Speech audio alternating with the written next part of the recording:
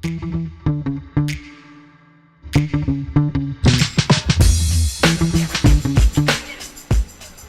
back, Winning Hand, the podcast all about Marvel Champions, one card at a time. I am your host, Boomguy. I'm joined today by Leethus. Say hello to the people, Leethus.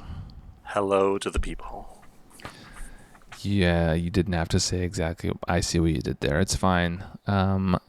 Well, we are kicking off Season 2 with a bang in this episode, Leethus, because this is episode number 35 of Winning Hand. Last episode was episode 34, which was the recap of the Con of Heroes extravaganza.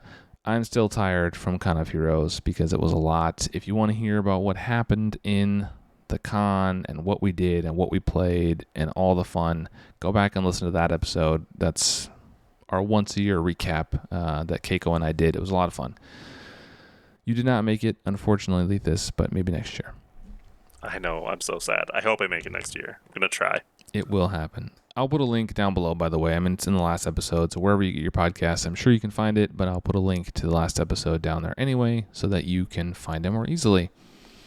Next episode, we are talking about the Protection Ally Starhawk with a special guest, Jossaru from the Road to Nowhere podcast. That is the podcast that focuses on the Marvel Champions Solo Champions League. If you are into that, you probably already know about it, but he's going to be here to talk about Starhawk. That's going to be cool. What do you think about Starhawk, Leethus? Oh, yeah, I was going to say, I'm kind of jealous I'm missing this one. I like Starhawk a lot. Yeah, he's good. He's very, very good. Yeah, he kind of reminds me of SPDR, the basic ally, you know, the way they kind of bounce around. There's some parallels there. Well, we'll get into more of it next episode, so if you're into that, circle back and tune in because that's going to be an awesome episode. So today we are talking about Sidekick, the new leadership card. I'm excited to get into that, and I know Leethus is as well. Before that, we are going to talk about the question of the day from the audience, which we always do. And then we have our segment where we talk about what we've been playing recently. That's one of the changes for Season 2. Usually we do a what have you been playing recently, and that can be a hero or a villain or an archetype or whatever.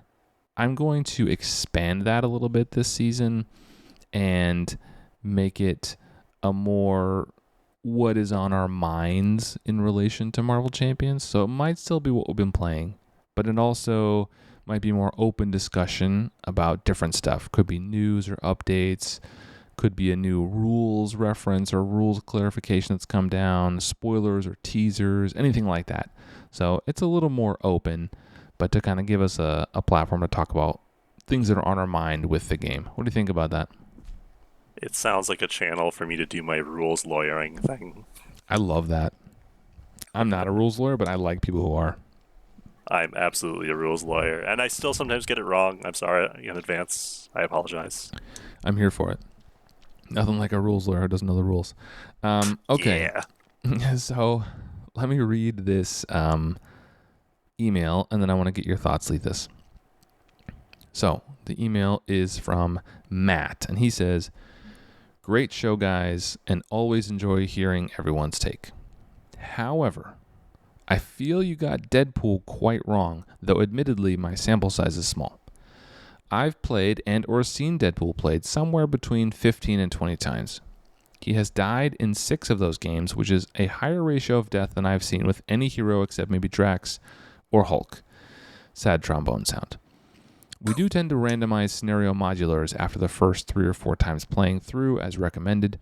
Maybe they were just unlucky pulls, but even borrowing the modules that can kill Deadpool, quite a few villains can kill him with their kit. He could even die in the core box. So I think his invulnerability is highly overrated, as it is a high risk and reward ratio, unless you know what you're going up against or know the villain and module sets pretty well. Thanks for the great content." Thanks for the email, Matt. If you want to send us an email, winninghandpodcast@gmail.com, and we will respond and read them. I think he's referring to the episode we did on Not My Responsibility, where we talked about our first pool aspect card, and we kind of talked about Deadpool a little bit in there. And we said he's very hard to kill, nigh impossible. And his whole gimmick we talked about with taking a bunch of damage, then dealing all that damage back is really, really powerful. What do you think about Deadpool? And do you think we got it wrong? Or what do you think about Matt's email? I'm really curious about the games that Matt played where this happened.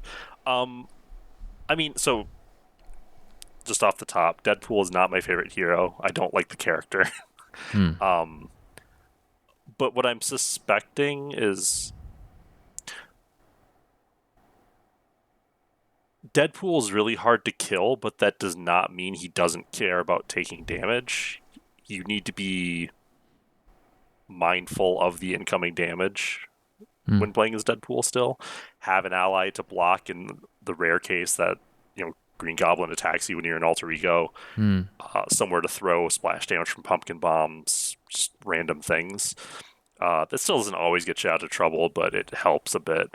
If you play Deadpool completely recklessly, I guess he can die pretty frequently, but I do think he's very, very difficult to kill. I mean, it's kind of the design of the character, right? That recovery of 8 is obscene.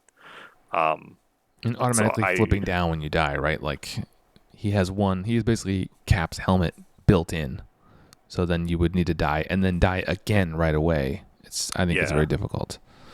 It can happen. For sure. Mutagen formula, Green Goblin attacking with pumpkin bombs is probably the easiest one to highlight. Because the pumpkin bombs go off after the attack kills you, and that can take you out. There's also weird ones, I think, in the mansion attack, maybe, where they can attack you even if you're an alter ego and they don't get a boost card or something like that, I think. There's cards like that can trigger. Cards like that. And just boost effects that deal damage to the identity will still kill you. So it's not like Deadpool absolutely cannot die, but I think you use health as a resource. That does not mean you ignore damage completely. But like I said, I'm really curious about what games Matt's actually playing. I have not played Deadpool all that much. I am not saying that I'm better or anything. I've definitely died with Deadpool. It's happened. But yeah, I mean, he's hard to kill. I'm curious. How many times have you played Deadpool? Somewhere from 6 to 8. Oh, okay. I played his pre-con probably 3 or 4 times before I took it apart. I edited the deck a little bit, and then I made a protection deck for him where the idea was I would use a bunch of defense events. The fatal flaw in those types of decks is where you go those turns where you just don't draw any, so you take a bunch of damage. But Deadpool is fine with that. He can take a bunch of damage on one turn and just flip down and heal up. I think that's the only custom deck I've really played for him, though. I've played Deadpool exactly 0 times. I don't think I will ever play Deadpool. I've seen him played a few times in person, and that's enough for me. I think, I don't want to be all about Deadpool, but I think Deadpool might be the hero that has the biggest difference between how much I heard him talked about before release and how much I hear him talk about after release. There was a lot of hype about Deadpool, and I hear 0 people talking about him anymore. I hear more about Valkyrie and Hulk than I hear about Deadpool in the community. I could be wrong. Maybe people are playing him and just not talking about it, but I don't hear a lot of love for Deadpool. Yeah, I mean, I think Valkyrie and Hulk get talked about because there's a lot of complaining. Justified Hulk. Complaining. Especially Hulk. He's like a AAA hero. Let's be honest. He's Hulk. And they ruined it. I don't know. It still breaks my heart a little bit. That should be such an easy win for getting somebody into the game. You want to play Hulk and just punch stuff? Great. But then if you actually do it, it feels pretty subpar. Terrible. He should have been an easy one to knock out. Pretty straightforward, but at least above average in power, right? Because it's a popular character. Anyway, let's go to the next section where we talk about what is on our minds recently. And I want to go first because I feel very strongly about this. I'm heated. I'm very upset. Okay? Do you want to know what I'm very upset about? Yes, you do. I do. Tell me. Have you played the Age of Apocalypse, the newest expansion? I've played the heroes a bunch. For the scenarios, I've played through in the campaign context, scenarios 1 through 3. I have Okay. not played scenarios 4 or 5 yet. Okay. I will not spoil anything. And this is a family show, so I will watch my language. But the side missions in the campaign are an absolute travesty. They are a joke. I played Unis, the unfortunately named Unis. I played him, and those side missions were a real pain in the Unis, let me tell you, because they're just not. Okay, we know that one. That's fine. It's relatable. Pain in the Unis. I'm using that one. So they're just not good. Like, they feel tacked on. They feel pointless. They feel like uninteresting. I'm not engaging with the game in a meaningful way. I'm sacrificing an ally, which is part of my deck, and then I'm just like discarding cards. They're not fun. They just feel like extra upkeep. It's just like I'm doing like a little puzzle, like a little Sudoku on the side while I also play Marvel Champions. I did not have high hopes. I had low expectations. And to be fair, they did not even clear those. Wow. Yeah. Go ahead. Stand there with a straight face and defend side missions to me. Go ahead. Whew. I don't know if I want to stand against you right now. Like, you're pretty fired up. They're not good. I definitely don't feel nearly as badly about them as you do. Mm. I do think they're an uncomfortable amount of admin in a campaign that's already pretty admin heavy. The second scenario had so much admin, and like there were some rule questions and like second guessing myself about how things worked, and there was a lot, and the missions are just another layer on top of that. Like, what are they providing, right? Like, what are they adding to the game? So I guess even in just defense the idea of them thematically, I like the representation that the X-Men are doing things and they're like together even when they're not together, if you know what I mean. Yeah. Like, it's pretty common that the X-Men will jet off to like separate locations to deal with separate problems, and I like that that's being represented here. But mechanically it's pretty clunky. It feels like this kind of side game that you're playing. That's taking resources away from the main game you're playing. It's very strange. Yeah. Yeah, I mean, I don't love them, but I do appreciate that as an X-Men themed mechanic. I think it works in that regard. Okay, so there are some positives, and I think you hit on them. So the first one is thematic. I do like the thematic idea that there are other things going on in the world than just this villain that we're fighting, right? We're out here punching up Unis or the Horsemen, and there are other things that are distracting us. It almost feels like an extension of it feels like an extension of a side scheme, right? Where that's what they were supposed to be. A side scheme popped up as a crisis icon, which means it requires your attention right away, and it's taking away from your fighting the villain, right? So I appreciate that, and I can appreciate that they tried to expand that into like a little mini game. That's one positive. The second positive is they are a campaign-only thing, and if I don't play campaigns, I can ignore them. So those are the two best things I can say about side missions. One of the best things you can say about them is you don't have to play them. Yeah, and that might be number one, actually, now that I think I might reorder those. I don't play campaigns really anyway, to be honest. Like, I usually play the campaign through once with the campaign rules, and I read the comic, and that's cute, and I do all the little admin stuff.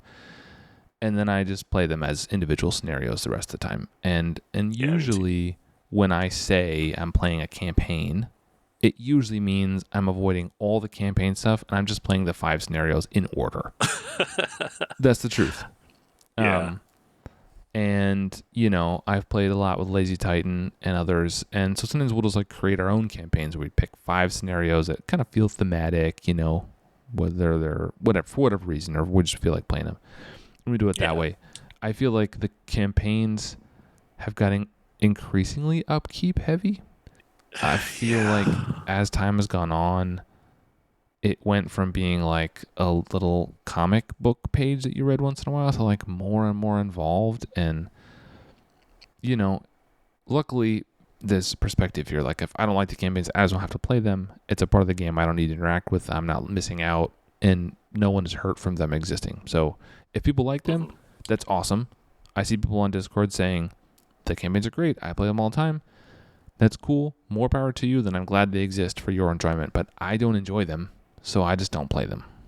Yeah, that's fair. I mean, I usually play through the campaigns once, and then I don't tend to play them again.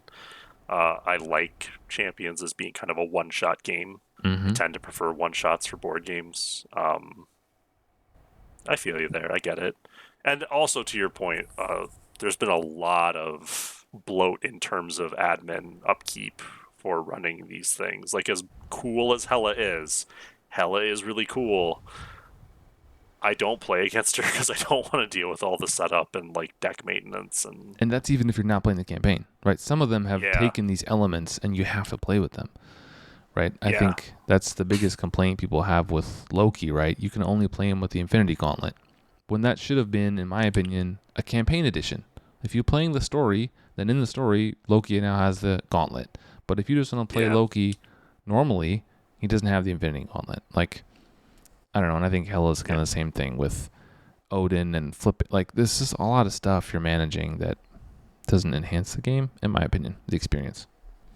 It's a lot. There's definitely some very, like I said, just complicated to set up scenarios that have come out in the last few boxes, which some of them are really cool. Like, I love thematically Light at the End. The like Sinister Six fight in Sinister Motives, but it's also kind of a pain to just sort of set up and navigate through, even if I do think it's really, really freaking cool. I think that one suffers because there's too much thwarting, and like if you bring a deck with a lot of damage, there's only so much damage to be done. Like, you can't actually kill them, and they don't have a lot of hit points. So if you blast 2 villains, right, and there's none left, then you just kind of pass your turn because there's nothing left to do for the aggression player. And you just like, okay, like I'll just pass. You know, you can't have these huge explosive damage turns you can have in other ones, which is a cool thing to kind of invert, but it also just means it can drag sometimes, I think. All right, that's enough of what I'm thinking about. What are you thinking? What's on your mind, Leethus? Tell me. I've been thinking about basic cards a lot, and like basic as an aspect. The thing that got me to really focus on this was playing Magic, where basic spell is a 2-cost basic event. So I was like, well, let's just roll with that and just lean really hard into basic and see what that does for her. She plays a lot of events, so basic has a lot of resource generators. And so I made a Justice deck that I think has 5 Justice cards, 4 of which are allies. The 5th one is just the spell, because of course it's available to her. Why wouldn't you take it? And that feels right. And it feels really wrong to me to have like 35 cards just follow the hero around from aspect to aspect, where it's just like I can just swap out some allies and the spell for whatever the aspect spell is and roll with it. Like, I feel like basics kind of gotten a little out of hand. There's just too many good things. Like, yeah, I agree. I think the power in all of us was probably a mistake to print, honestly. Ooh, okay, you are feeling a little spicy tonight. All right. Yeah, like it's just I feel like leaning hard into basics should never be a thing. Yeah. And it feels very, not just viable, but good for certain heroes to do. Oh, for a lot Wasp, of them. actually, similarly, because all the resource generators are basic. Well, not all, but many of them.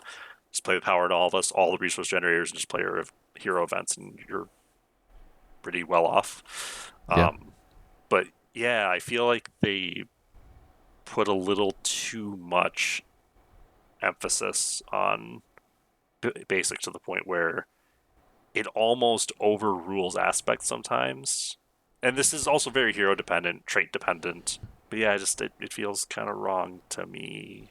I think basic is it's like a viable build. I think I'll just go ahead and say most heroes can build like a pure gray deck that's pretty darn good because, like you said, a lot of resource generators, a lot of good allies too. Yeah. I mean, you said you put 5 justice cards in. I would say you could probably put in 0, bro. You probably could. Like honestly, and it would just be just as good. You can just put 5 generically good gray allies in there. Off the top of your head, just like Ironheart, Mockingbird, Nick Fury. There's 3 of them right there. Yep. Yeah. Professor X now. Professor X has become like the new Nick Fury. Like he just goes in all the decks. He's really, really good. I don't know how to fix it though. Like, I mean, I'm not a game designer, but I do feel like Basic has gotten a little crazy.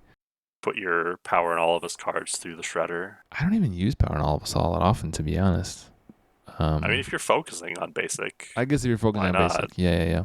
But I don't usually. It kind of falls in the same camp as build support for me. Is like it's just good, and pretty much every single deck is improved by having build support in it. But because there's only one copy, I just forget to swap it out sometimes, and then I just don't have it in a deck. That's where I'm at with Power in All of Us. I'm like, oh yeah, there's that one copy, and it's already in my whatever deck, and I don't feel like grabbing it out. I mean, to be clear, it's not that I feel that Basic has overtaken aspects for like everybody, but there are some heroes where it definitely feels like that's the case. But you know what they're saying right now. Everyone had their headphones in to saying, but it's a co-op game, Leethus. You could just not play it. That's the answer to every hot take I have. People say like, well, luckily for you, it's a co-op game. You don't have to play it. I mean, thankfully that's true. If Professor X is so good, then don't play him. I skip him a lot. I mean, there's a reason I haven't played Doctor Strange in forever. Like, he's like the opposite of Hulk. I forgot he existed. He's so good that I just don't play him, and it actually makes me sad because it's like it'd be cool to get him out once in a while, and like you can, but he's so strong it still feels like a disappointment when he hits the table. To me, it's not just that he's strong. Like, I have an aversion to the really strong heroes, so I don't go hard on Ironheart or Doctor Strange or a bunch of the really strong ones. But like, it's also just super simple. It's like, here is this deck of 5 really amazing cards, and just cycle through it and play as many of them as you can. Yeah. And that's the puzzle. It's like, okay, well, how often can I ready Wong to discard to get exactly the one I want to play? Like, okay. Like, that's cool, I guess. Talking about Wong makes me think about the card of the day, because Wong is an ally you may or may not know. He is a signature ally, which coincidentally ties in to the card we're talking about today. Side note, Leethus, that is called a segue. So you've got some things to learn. Just pay attention. Thank you. I appreciate your leadership here. Speaking of leadership, great segue. Why don't you read the card for us today, Leethus, and then we'll go into talking about it. All right, so Sidekick is a 1-cost leadership upgrade. It has a wild resource printed on it. The title trait, which I don't think really matters yet, but it might one day. It says, attach to an identity-specific ally you control, max 1 per deck. Attached ally gets +2 hit points and is your Sidekick. Response, after you make a basic recovery, heal 2 damage from attached ally. Okay, well, I will say right off the bat, art. This is comic book art, so we should give credit where credit is due. This is from X-Men Legends Volume 1, Number 7. It is a variant cover, and that's from 2021, so it's pretty recent. What do you think about this art, Leethus? It's great. It's just great. Okay. It's of Wolverine and Jubilee. I think Jubilee is like the classic Sidekick, so this is a really good pairing of characters to put here.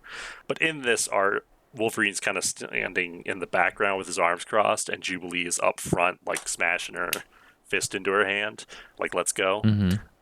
So it's literally putting the Sidekick front and center, which is just great. She has her trademark yellow coat and her iconic 80s sunglasses, which are kind of coming back, I think. And then, Wolverine's in the back with his yellow sleeveless kind of anger face on. And I think this is solid. I don't think it's great. I think it gets the job done. It's colorful, as I think it should be. Lots of pinks and purples and kind of bright neons. It works for me. It's Jubilee. It's Jubilee. And she is like unequivocally late 80s, early 90s, and always will be. I don't love or hate this. I think it's good, and that's kind of my thoughts on it. I don't have much to say. I love it. I'm on board. It's good. Thumbs up. So theme, I think this is 10 out of 10 theme for me, to be honest. Like the idea of creating a sidekick like this and using your signature ally to do a bunch of stuff, or we'll get into what that may or may not do, but creating a sidekick like this is super cool, and it feels really thematic when you do it. One of the things I wanted to ask you, because I know you are a comic book guy, who is the most thematic sidekick? You said Jubilee is like a quintessential sidekick a minute ago. Is that like, I don't know anything about comics. Is she a sidekick? I didn't know that. Yeah, she's absolutely Wolverine's sidekick. It's like the funny oddball pairing because Wolverine and Jubilee are so very different from each other. Wolverine is always very dour and, violent. But Jubilee is like this kind of spunky, upbeat, firework wielding teenager. It's such a weird pair, but they go together for some reason. So yeah, Jubilee has always been kind of, I shouldn't say always, but for a long time has been basically the quintessential sidekick. So like, I think she's right up there. All right, well, let's go to the power of this card. And here's where I have a lot of things to say, Leethus. I'm excited about this card in this episode. Before we talk about the power, let me just break down a few things that I started thinking about. Okay, so let's zoom out. In the game, there are 51 heroes so far, okay? So I'm thinking about this card. I'm thinking about what you're going to use this card for. I started thinking about how many allies can use this for, because it's only for signature allies. Okay, there are 51 heroes. So that means there must be 51 signature allies, correct? No. The first time you're Surprise. wrong. There are only 45 signature allies. Well, how does 45 go into 51, Boomguy? Let me tell you, slow down. So there are a number of heroes. There are 8, in fact, that have 0 allies. Now, I know what you're going to say. Hang on. 51 minus 8 is not 45, Boomguy. Again, slow down. Hold your horses. We will get there. Okay, the 8 that do not have a signature ally. Hulk, Groot, Rocket, Venom, Miles, Gwen, Storm, and Cable. Okay. But there are also 2 heroes that have double signature allies, Domino and Bishop. They're both pretty new. Okay, so that's how we got to 45 out of 51. Now let's break down. I think there are very few actually good candidates for this card, and I'm going to kind of go through quickly why those are. Ooh. Right off the bat, there are, I think, a lot of allies that benefit from either entering play or leaving play. And in my mind, I think that kind of disqualifies you as a good target, because this card keeps you in play, right? So there are 19 that I think... 19 signature allies with enter play effects. Yes, there are 19 that have enter play effects, which I think makes them bad candidates. So I will just read them quickly. Buckle up. So I'm just going to name the ally, not the hero that came with. So Spider-Woman, Shuri, Agent 13, Lady Sif, Wasp, Nova, Nebula, Blue Marvel, Gamora, Iron Man, Captain America, Lockheed, Phoenix, Cyclops, Jubilee, Rogue, Gambit, Angel, and Colossus. All of those have interplay effects. I'm not going to go through what all those effects are. I think we're going to take those off. Those are bad candidates. There are 2 that have leave play effects. One is your friend, Red Dagger. Aw. I Will Die on the Hill is bad. And Mockingbird, who came with Hawkeye. Those both have leave play effects. You obviously don't want to keep them around as your sidekick. Okay, so now we're at 21. There's a couple other ones that are weird candidates. So Black Cat is one. She has an interplay effect that can be good, can be bad. but takes no consequential damage from attacking, so the extra hit points generally don't do as much. Pip the Troll. Pip the Troll, you want to have him in your hand rather than in play, so again, not a great candidate. Annabelle Riggs is weird, and the less said about Valkyrie, the better. But that's an alter ego action. It's weird. Sorry, Annabelle. Malcolm and Randall, I'm a little neutral on them. They heal themselves, or they can, so the extra hit points maybe not be great. But, okay, so that leaves what I think are 18 good candidates. And of those 18, I think 7 are the best candidates, and we're going to get to those next. Are you tracking me so far? I'm tracking. I'm not agreeing with everything you're saying. We're going to get to the agreement but I'm tracking. part. I'm just going through all this, and then we are going to hit it. All right. So I'll go through the 11 I think are good candidates, and then we'll go through the best candidates. So the first one, War Machine from the Iron Man pack, but he's a garbage ally, but he's still a good candidate for this card. Wong is a good candidate because you want him to stick around, but he doesn't need the additional hit points because ideally he's just exhausting to use Doctor Strange's ability. Winter Soldier is good. Ant-Man, Scarlet Witch and Quicksilver, solid. Brawn, Diamondback and Outlaw, Psylocke, and Cable. I think those are good candidates. Now, the best candidates, the ones that I think are really going to work with this, are Captain Marvel from the Spider-Woman pack. Insane ally. Mantis, Vivian, Miss Marvel, Venom, with the hashtag for an O from the Penny Parker pack, Shadowcat, and Honey Badger. Now, those 7, I think, are the best for this card. Whew, that was a lot. So I'm going to stop there. That was a lot to cover. I'm going to stop there, and let's just catch up. Where are you at on this, Leethus? Am I talking complete nonsense? Or, like always, am I spitting truth and people just aren't ready for it? I think you're mostly accurate in your assessment of targets for this card. You're damn right I am. All right, come on. What's your criticism?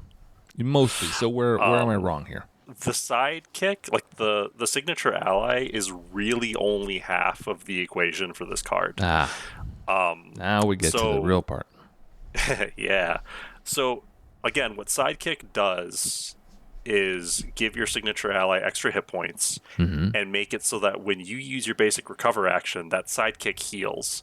Yes. So the other half of the equation is how much does the hero that I'm playing want to flip to alter ego and use a recover action? And that changes the dynamics for this card quite a bit. For example, okay, not that Captain Marvel's a bad target, because Captain Marvel is probably the best target for this card. Oh, hot take. Okay, we'll come back to that. Go on. But Spider-Woman doesn't really want to flip down and recover.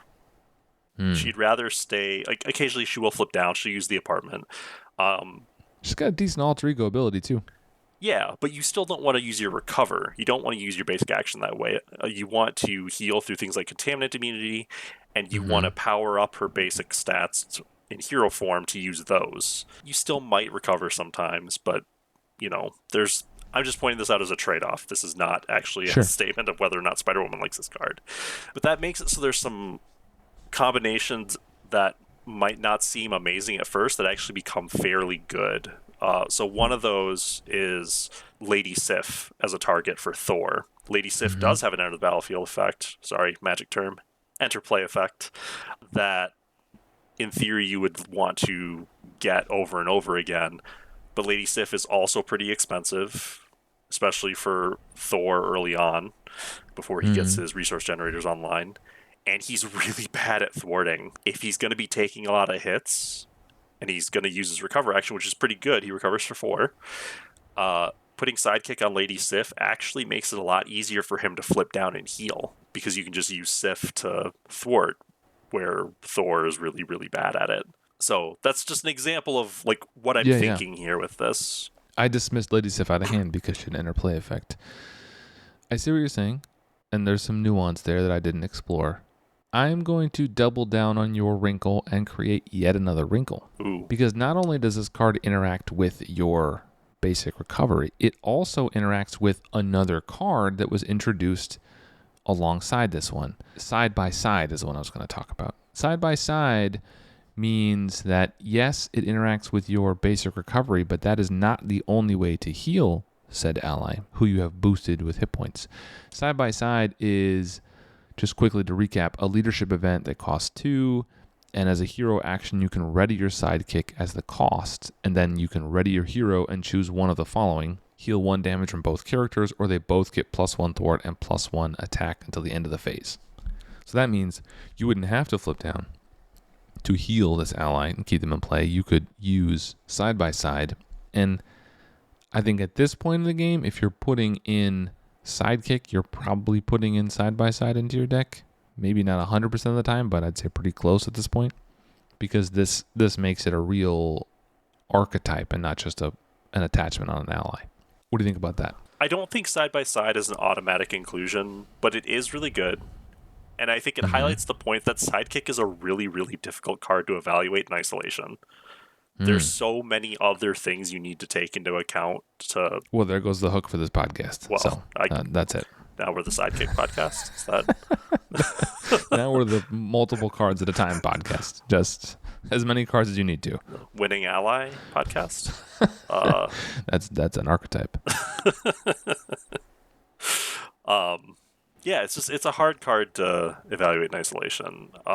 Because by its nature, right, you're evaluating how this card interacts with another one just immediately. That's the whole point of the card. Sure.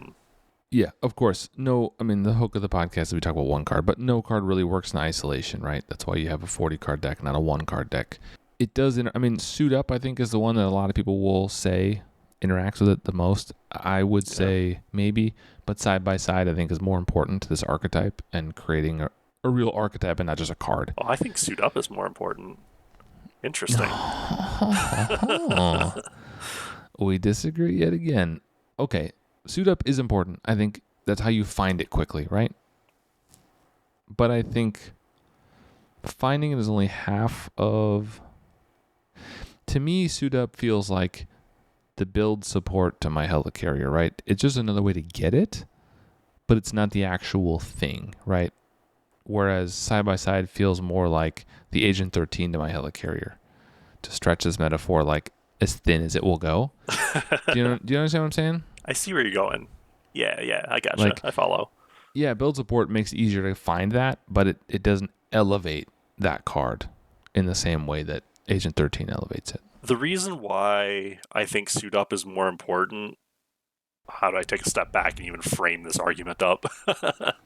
All right, so if you're going to play an ally-focused deck, there are 2 broad categories you can go into, right? There's ally spam, where you're just throwing allies out constantly. And there's, to borrow another term from Magic, Voltron, where you're trying to get an ally out and attach upgrades to them to make them stronger. The sticking point with Voltron in Marvel Champions has always been that if you don't have an ally to put those attachments onto, they're dead cards. And so in practice... usually, not all the time, but usually, if you're playing a Voltron-style deck, you still end up putting a whole bunch of allies in because you need targets to play those cards too, even if they're sometimes a little subpar for what you're trying to go for. Like, if you're building around Ronin and Iron Man, you're probably not going to have a whole deck that's centered around them unless you're using Call for Aid. That's entirely a possibility. Now we're like 3 cards into this, but yes, Call for Aid is crucial. But yeah, go on. Yeah, it's like I said, it's tough. Or make tough. The call. Make the calls different, but that's fine. But Suit Up is the key to letting you have a Voltron-style deck that does not require you to be running like 6, 7, 8 allies just to make sure you hit your target. It mitigates the risk of drawing allies you didn't actually want for your upgrades and getting upgrades without allies to play them too. You can do both. Like, you can get the ally and the upgrade at the same time with this card, which makes that whole Voltron style way more reliable than it was before this point.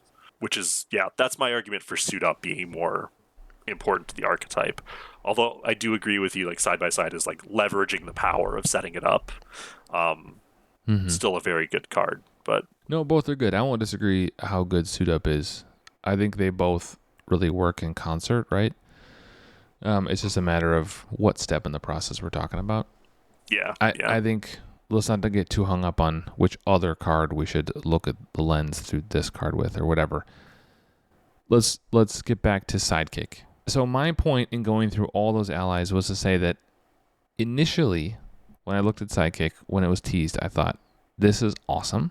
It's a super fun new thing to do. It also, Advanced Suit is another card that was released with it that I thought is another cool thing that adds more depth to this card. And I hope more comes out to interact with Sidekick. I think it's a cool idea, and I hope they continue to build on it. But the more I thought about it, the more I thought there are actually very few allies that you would really want to use this with. And maybe my list isn't your list. You know, I came up with 7 I thought were the best. Again, Captain Marvel, Mantis, Vivian, Miss Marvel, Venom, Shadowcat, and Honey Badger. And I think you could even poke holes in some of those. As much as I love Vision, I don't think Vivian is necessarily a great target for this because she's so easy to recur that you don't need Sidekick. And the extra hit points are nice, but not always necessary. You know, again, you could poke holes in these ones, but these are the ones I came up with. And that was a way to frame the discussion of the power of this card, which is that on first reveal, I thought this looks awesome. And then the more I thought about it and used it, the less powerful it really became in my eyes. So I think I came around to the power of the card being kind of medium. Like, it has potential, but I think it's very limiting. The fact that it has to be an identity-specific ally is really limiting. Mm-hmm. There are some bad signature allies, and there are some that are good that just don't, really make use of what it gives you. And maybe more cards will release that will change that, but as it stands now, that's how I see it. In terms of power, do you agree? Or do you agree? You leave me a lot of options here. Choices, man. I think I disagree. I know, we're all shocked, right? Like, who could have seen this coming? Gasp. Shocked Pikachu face. I mean, I agree that it's limited. It's not an auto-include card just because you're in leadership by any stretch of the imagination. No. But it is still, I think, a monstrously powerful card for a number of heroes. And even for a good number of heroes for whom I don't think it's optimal or just as good as it could possibly be, it's still very good and playable. I think it makes a pretty big difference to a lot of heroes, especially again in opening up that Voltron kind of deck archetype for the hero. So Call for Aid doesn't work if you're not an Avenger. So true. If you want to try and build around a non-Avenger character, this gives you a way to do that. All right. Do you have more to say on power, or should we move to fun? Are there some of these allies that I'm wrong about? There are some allies I disagree with you on where you're putting them. I think this is a really good card for Bishop. It came with him, right, in this precon? Yeah, his allies don't seem like the most likely target for Sidekick, but I think they're actually still pretty darn good. Bishop really likes flipping down and recovering, and that makes it very easy for him to leverage Sidekick.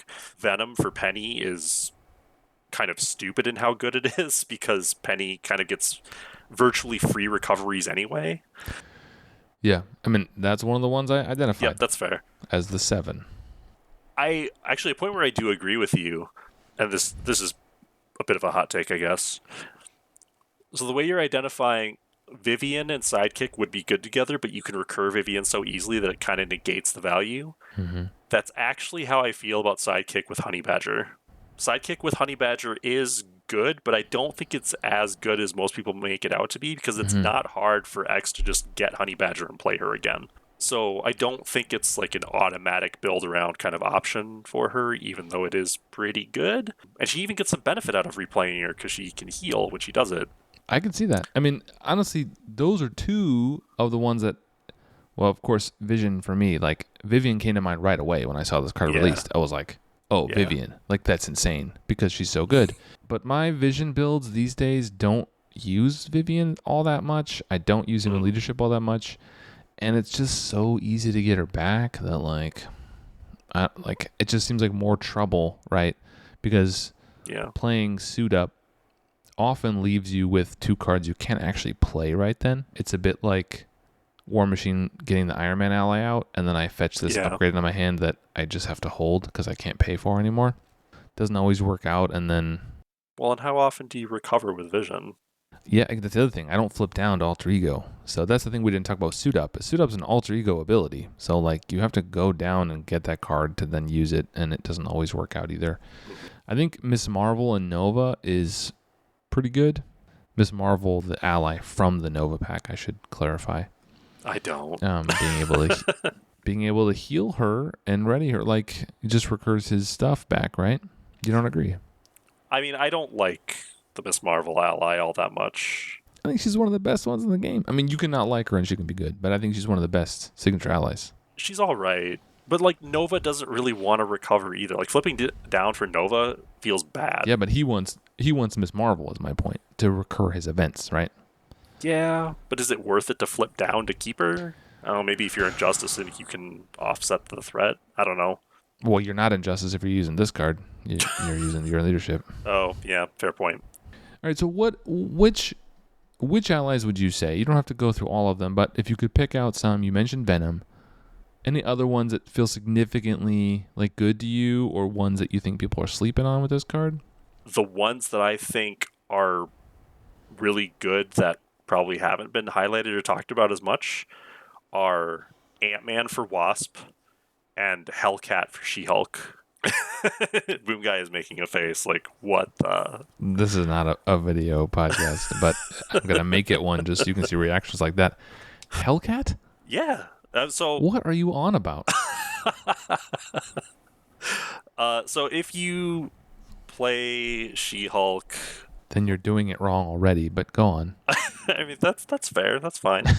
I kid. But like flipping down is a really, really important thing for She-Hulk, and her recovery is amazing. She was the first hero printed with a 5. Her and Miss Marvel were the only ones that had 5s for a good while. Even Hulk only has a 4. Yeah, She-Hulk's recovery is amazing, and you're going to use it. You're not going to defend with her in most cases, which you want to do anyway. Because she wants to flip down so much, that means there's going to be some extra threat. Hellcat, that's like the only thing Hellcat's really good for is thwarting. So you can use Hellcat to cover yourself when you flip down and recover. It helps solve a problem that the character has in a way that synergizes really well because, again, she likes recovering a lot. And you're going to flip down frequently because you want to get the trigger for flipping up and get the extra cards for flipping down. I'm surprised how much you were honing in on the basic recovery thing, because honestly that is the part of the card that I paid attention to the least. Maybe really it's on there, and I think for me I treat it as a bonus. Like if I recover then I heal this ally, that doesn't feel significant to me. What feels significant to me is the interplay with side by side, which also heals it.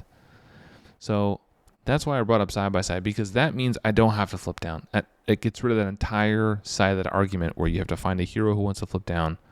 Ultimately, the answer is almost none of them. They all want to be a hero all the time.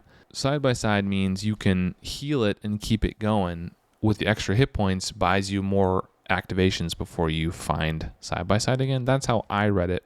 Interesting. I don't do the basic recovery as a mechanism for this card that often. Yeah, if I weren't planning on recovering to heal the ally, I just wouldn't play Sidekick. It's also fair. That's very interesting. I mean, at that point, like, I could just play First Aid. I don't know. I think this is an archetype that's cool, and we've opened up something new. And to transition into the last category, I think it's fun. I think it gives signature allies a new lease on life. Most of them feel good. Some of them don't. Looking at you, War Machine. Some of them aren't good, but like, you know, I feel like this kind of gives them a new lease. It's something that's exclusive to them, not just generically all allies. I think upgrades on allies is kind of undercooked in this game to some degree. Like there are upgrades. I don't think that's always, like you mentioned, a super great strategy. It's difficult to pull off. There are some decks that can make use of it. Well, and so for this specifically, like the build around allies for doing that, anybody can use them. Like anybody can play Yondu. Anybody can play Ronin. And so it feels like a Ronin deck or a Yondu deck or an Iron Man. the Leadership Ally Iron Man deck rather than the hero. And this gives it a flavor that's unique to the hero you're playing in Leadership, which I think is really cool. I agree. I just think it needs more. It's not quite there. And I hope there's more cards that interact with your sidekick because that's cool. So I think it's fun. I think it's not super powerful yet, but I think it's fun, and I hope there's more that comes with it. I don't know how you do that, but I'm not a game designer. I trust them to figure that out. So then let's transition to our final score on this card. My final score for this is 5 out of 10. I think it has potential, and I think I like that it introduces a new archetype. The other cards that come with it make it feel like an archetype, and I hope more comes. Suit Up and Advanced Suit and Side by Side that we talked about. Make it feel like coherent and like a real strategy you could build around your deck with. But the art I felt is kind of mid. The power is kind of mid because it's hard to pull off and make it feel super strong. Advanced Suit is limited to certain allies, so then you're further limiting it if you try to use them together, right? It has to be a signature ally and an X-Men X-Force. Very small pool. And there's not a ton of allies that it works with, or I think it works well with, right? I think I identified 7 out of 40-something, 45. So overall, I think it's right in the middle for me. I don't play a lot of Leadership, and that's kind of where I end up on it. 5 out of 10. What do you think, Leethus? I would give Sidekick a 9 out of 10. What? I know. So explain yourself. Gladly. I like that it combos with the recovery action. Like, the recovery action itself is a thing that's been not well explored or built upon in the game. It's mostly been a thing that just kind of sits on its own that you try not to do very much. Yeah. And this, it might be the first card that's really comboed with it in some meaningful way, which I think is really exciting. It creates some new lines of play for existing heroes. So Quicksilver, Scarlet Witch just keeping their signature ally out forever because they have that alter ego ability where they can get an extra card every turn if they have them. Good call. Yeah. That's really cool. And recover and heal them. So yeah. And it makes some team-up cards more consistent, which are an entire class of card that has been sort of, I don't want to say underappreciated because they're just really hard to use. They just haven't been able to shine. We spent a whole month talking about them. Yeah, they haven't been able to shine the way that you might hope in most cases. But if you have Sidekick, it makes it a lot easier to keep that ally around to leverage the team-up card. So I love that this card makes a bunch of pre-existing stuff more exciting. I like that it makes for a Leadership deck that feels like it's more about the hero, which has always been kind of the thematic feel-bad part about Leadership. It's like, let's highlight everybody else other than the hero that I'm playing, and this sort of brings the spotlight back a little bit in an interesting way. Yeah, I love this card. I don't think it's an auto-include for everybody. It's definitely more powerful for, a fraction of the roster, but I'm really glad the card exists. I think it's a really well-designed card. I think the effect is good. I like the art a lot. I love this card. It's great. Yeah, okay. Well, I think that kind of wraps it up for today. It's fun to talk about a more recent card. We, unsurprisingly, didn't quite line up, but that's to be expected with Leethus and I. Obviously, again, this is the first episode of what we're calling Season 2 of the People's Podcast, Winning Hand. We are going to have some other changes coming up, which we'll talk about soon. Stay tuned for that. Remember, next episode, we are talking to Josaru, and we are talking all about Starhawk, and we will announce the winner of the giveaway that we announced last time. So if you want to win, send me an email, winninghandpodcast@gmail.com, or leave a comment on the Symbiote Suit episode and tell me your favorite episode from Season 1. That's it for today. Thanks for joining us, and Leethus and I will say goodbye, and we'll see you at the next episode. See you later, y'all. Take care. Have fun.